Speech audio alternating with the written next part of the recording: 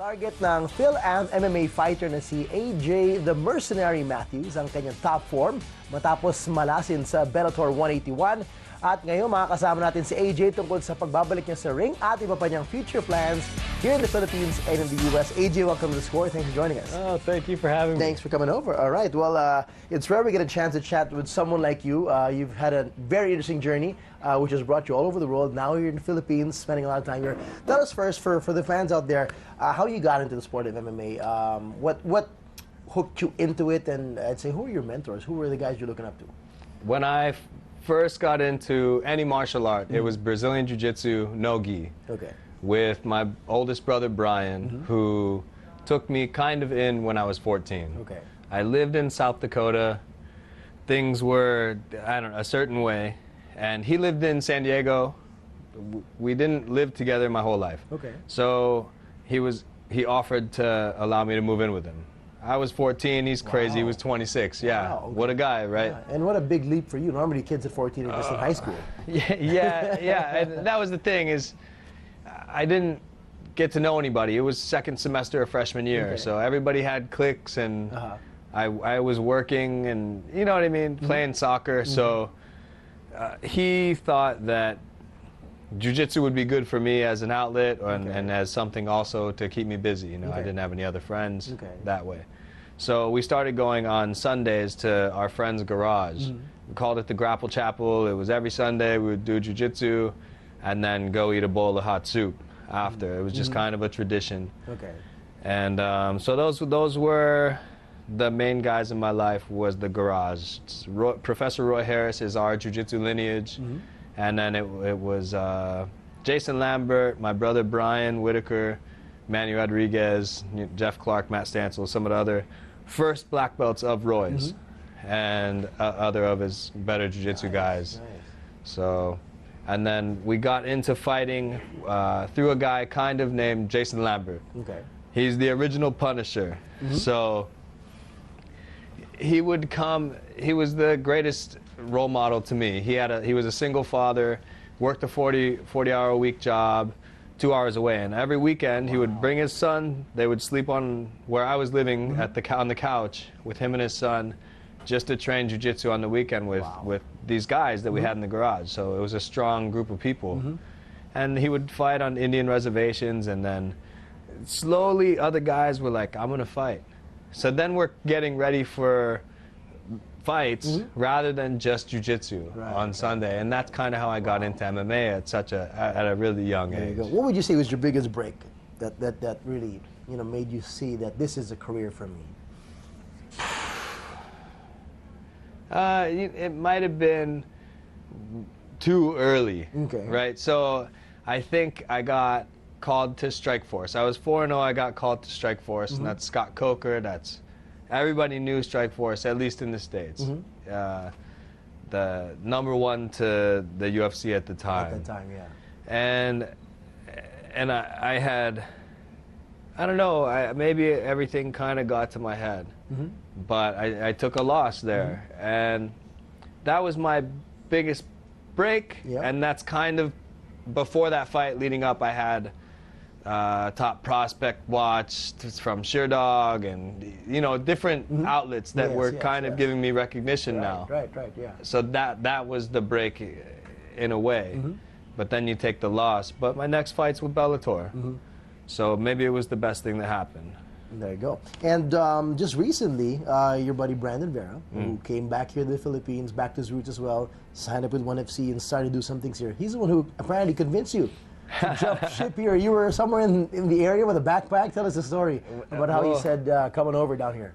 I was in Thailand, and I had just got back to San Diego where Brandon was. And Brandon, after training, and we're just at Alliance, and he goes, "AJ, you got to move to the Philippines." Just like that. And I was cool. Okay. Yeah, let's do it. Just let me know when. Say when. Because I have my bags packed. I've already been on the road, Asia, for a year or whatever. And then he's like, "Yeah, I had a fight scheduled for June." So I was there getting ready to take this fight, and he was leaving at the time that I was training. And I was like, after my fight, I'm doing a little trip, and then we'll see if it's the time to go. Okay. And they ended up bringing me out. He brought me out, and so we're gonna do an Alliance Philippines project gym. So hopefully that's gonna be before the end of the year in QC. What did you guys see? What did you and Brandon see with the MMA scene here in the Philippines that makes you see the potential that you want to share your knowledge, your skills, and your passion for the fight game? Well, there's 100 different reasons, right? And it's just at the top. It's like the Philippines has fighters. We're all fighters, and it's boxers, right? So we're a boxing country. But yeah, that's half of MMA. Yeah. Right. So maybe we'll help bring the other half. There's good jiu-jitsu here already. Coach Professor Ali Sulit's got Otto's program out here in the Philippines. It's great. But we might be able to bring a little bit extra. Right. Yeah. So that's, we got Coach George Castro, who's Team Alliance from America, strength and conditioning coach. He's fully committed. He's out here. Brandon's here. I'm here, ready to do it. So, and I've helped other guys already. Igor Sabora helped him get ready for a 1FC fight. And just some other guys who are local fighters that want to get better. Hit us up, and that's kind of how it's been. Not everybody who fights professionally also sees the potential of getting into coaching. You're doing both right now. You're still actively fighting. You're coaching along the side. How does this help you complement each other, that make you grow on both sides? Help you grow as a fighter, help you grow as a coach as well. One of the best things about coaching is that you have to go back and break down technique. Right. And you can you have to go over the most simple things. You have to go over the jab, then feint the jab. Right. And then you go, oh my gosh, that works so well. I'm going to apply that to my training again because maybe I forgot that tool. Right. Yeah. So you get to reteach yourself and others. You get to pass it on, obviously, that's nice. But you get to reteach yourself techniques maybe that you already knew, that was your favorite thing that you used to do, but then Yeah. So it brings a different perspective. Exactly. You just get to look at it from every angle then. Yeah. And I like to record training or teaching. And then you go, oh, why do I turn my foot this way? So I like to break it down a lot. But that's just very meticulous. All right. With your time in the Philippines, what's it been like tracing your roots? Your mom's from the Philippines. Yeah. What has the time been like, aside from hanging around with Brandon, which is a very colorful dude? Yeah. But how has it been immersing yourself in the Philippine culture? I know you visited, you said, a couple times in your younger days, but now that you've spent some time here, what's it like for you? I love the Philippines. I've been extremely fortunate with the people that I've been surrounded with immediately when I got here. Ka and Gab, just different friends that I've made that are connected to music and MMA, and so I've been going to music things, and at the same time I'm learning about the Philippines, learning the language a little bit, learning the history a little bit. And one of my favorite things so far that I've learned is lapu-lapu. Right? Yep. So I had just this crisis, image crisis. I didn't know who I was. Okay. So I left America. I went to Thailand. I wanted to be Muay Thai, right? Sagat from Street Fighter. And maybe it's not quite right. So I went to Japan, and I wanted to be a samurai, right? There's Musashi and the Book of Five Rings. It all makes sense. And then it didn't work out. So then I came to the Philippines, right? My mom's from here. And all, you know what I mean? And then I start to get to know people, and I start to feel it a little more. And then I hear about lapu-lapu. And I'm like, man, that guy is sick, right? Stood up to the Spanish. And can I show you something? Is it okay? Can I? Go ahead, yeah. Really?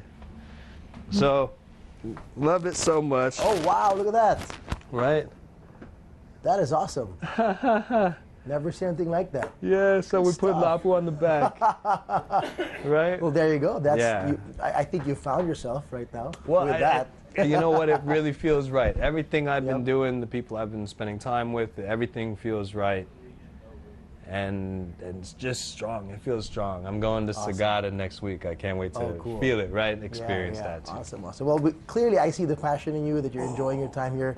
You're learning a lot, you're absorbing a lot, and what's up next? What's the soonest thing that your fans can check you out, whether it's your next fight you're preparing for, or maybe a clinic you're going to be putting up with? Well, in the immediate future, I'm going back to Florida with the Black Zillions. One of my teammates, Pat Cummins, is getting ready for a pretty big fight, UFC November 4th. It's a huge card. It's George St. Pierre. It's Michael Bisping and the bantamweight title. So it's gonna Madison Square Garden, right? It's big. Yep. So and then him and I, my first camp at the Black Zillions was for my last fight, Bellator 181, and I felt that I grew in training, and I fought. It showed well in the fight. So that was the first time I had ever met Pat, but we did every training session together, and you kind of get that camaraderie, right? You're pushing each other. So we're gonna do it again. I've kind of put a word out on social media. There's a dude, Caveman Dave Rickles, King of Kansas, and he wants to fight welterweight December. So I asked Bellator for that. He's asked Bellator for that. There you go. We don't know what's going to happen. Obviously, we're not the matchmakers, but he wouldn't make the distance. Right. So, I hope we get to fight December, but that's what's coming. All righty, and of course, soon enough, the Alliance Philippines gym here in Quezon City with you and Brandon sharing your knowledge and your love for the fight game with the Pinoys. Can't wait. Thanks for that. Well, AJ, great to meet you. Clearly see the passion and sport for you, and I'm sure we're going to see a lot more of you here in the Philippines. Awesome. Thank you. Thanks, Thank AJ. you. For more sports updates, keep watching The Score. And don't forget to subscribe.